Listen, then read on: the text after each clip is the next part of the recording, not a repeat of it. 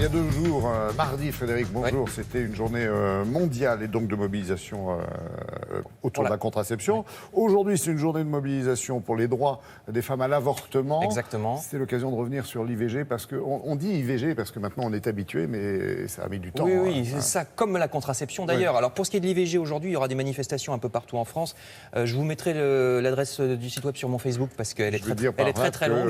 On dit IVG, mais il a fallu entendre bien sûr. interruption volontaire de grossesse. Exactement. Ça, voilà. Exactement. Alors d'abord, je vous parle d'une enquête parce que pour la Journée mondiale de la contraception, l'Agence nationale de la santé publique a sorti des chiffres qui montrent une évolution. Depuis quelques années, les Françaises sont en train de changer de contraception. Regardez ces chiffres entre 2010 et 2016. Le recours à la pilule a beaucoup baissé de 45% des Françaises à 36,5% parce que vous savez, la pilule, on dit que ça favorise certains AVC, certains cancers. Bon, alors il faut aussi bien se rendre compte que ça favorise aussi l'évitement de certains cancers, le cancer des ovaires par exemple ou du côlon. Mais bon, la pilule a mauvaise presse en ce moment, donc vous avez vu, ça baisse. À l'inverse, ce qui augmente, c'est le stérilet de 19%. On est passé à 26% des Françaises, notamment parce que désormais les femmes qui n'ont pas eu d'enfants peuvent mettre un stérilet, ce qu'on ne faisait pas auparavant. Le préservatif chez les couples stables augmente. Ça aussi, c'est nouveau. Vous voyez, on est passé de 11 à 15% en général, mais il y a des couples stables qui commencent à en mettre. Ou alors l'implant. Alors l'implant, c'est exactement la même chose que la pilule, sauf que c'est un petit bâtonnet qu'on met dans le bras de la dame. Vous voyez ici les images. L'avantage, oui, ne faites pas la grimace, hein, il faut souffrir pour être une femme. C'est vrai que ça fait mal. Non, mais ça fait mal à l'instant. Mais après, surtout... Qu'est-ce qu'il en sait, lui ? Parce que je me suis renseigné. Ah, non, mais d'accord. quand on met, elle faisait la grimace, la dame. Mais surtout, ça évite d'oublier la pilule. Parce que la pilule, même si on l'oublie un seul jour, la dame peut tomber enceinte. Exact. Toutes ces méthodes, on ne se rend pas forcément compte, comme vous le disiez, que ça ne fait pas tellement longtemps que ça existe. Alors, en France... en 1920, juste après la guerre de 14, il y a eu une loi qui interdisait même de parler de contraception parce qu'on voulait que les gens fassent des enfants puisqu'il y avait eu des morts pendant la guerre. Et cette loi de 1920, elle est restée en vigueur très très longtemps, ce qui fait qu'il a fallu attendre par exemple 1967 pour que la pilule arrive. C'est ce qu'on a appelé la loi Neuwirth, du nom d'un député de l'époque, qui autorise enfin cette loi, la pilule. Vous voyez des images dans les années 60 du planning familial, célèbre association qui a fait beaucoup pour la promotion de la contraception et de l'éducation sexuelle à une époque où c'était pas facile.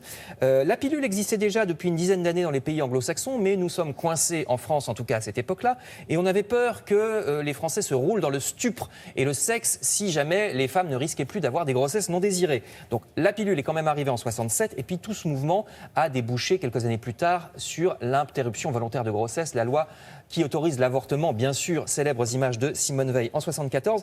Avant la contraception et l'avortement, il y avait qu'un seul truc, ce qu'on appelle les méthodes traditionnelles, entre guillemets. Alors aujourd'hui, il n'y a plus que 4,5% des Françaises qui le font. C'est pas un hasard, c'est parce que ça ne marche pas à tous les coups. Hein. Arrêter le rapport sexuel avant la faim, ou bien se baser sur les températures pour savoir quel jour on est fertile. Bon, ça marche, puis il y a des jours où ça ne marche pas. Donc, vous voyez. Par contre, dans le monde, malheureusement pour elles, vous voyez, tous ces pays en rouge, c'est des endroits où les femmes n'ont pas accès à la contraception. Tous les pays en rouge en Afrique, moins de 10% des femmes ont accès à la contraception, alors que souvent elles le voudraient bien. Les pays en bleu, par contre, sont les pays les plus avancés, où 80% et plus des femmes ont accès à la contraception. Alors, ce qui est très ennuyeux, c'est que les grossesses non désirées, outre le drame que ça peut représenter pour chaque femme individuellement, ça peut poser un problème, même au niveau de la société. Au niveau mondial, vous allez voir une courbe. Regardez, il y a 100 ans, nous étions seulement 2 milliards. À l'époque de Napoléon, on était 1 milliard sur la Terre. Il y a 100 ans, 2 milliards.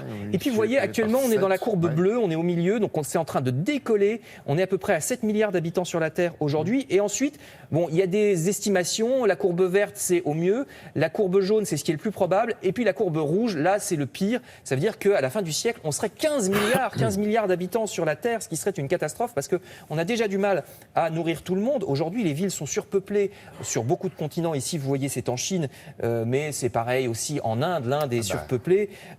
Et puis, on est obligé, vous savez, de détruire des forêts pour mettre en culture, pour nourrir tout le monde. C'est notamment un problème. On va voir des images de l'Afrique, parce qu'en Afrique, on va passer de moins d'1 milliard à 3 milliards d'habitants d'ici la fin du siècle, alors que l'Afrique a déjà du mal à nourrir tous ses enfants. Ce qu'il y a, c'est que quand vous êtes pauvre, non seulement vous n'avez pas accès à la contraception parce que ça coûte cher et qu'il n'y a pas la sécurité sociale dans votre pays, mais en plus, vous avez besoin de faire beaucoup d'enfants pour quand vous serez vieux, puisqu'il n'y a pas de retraite.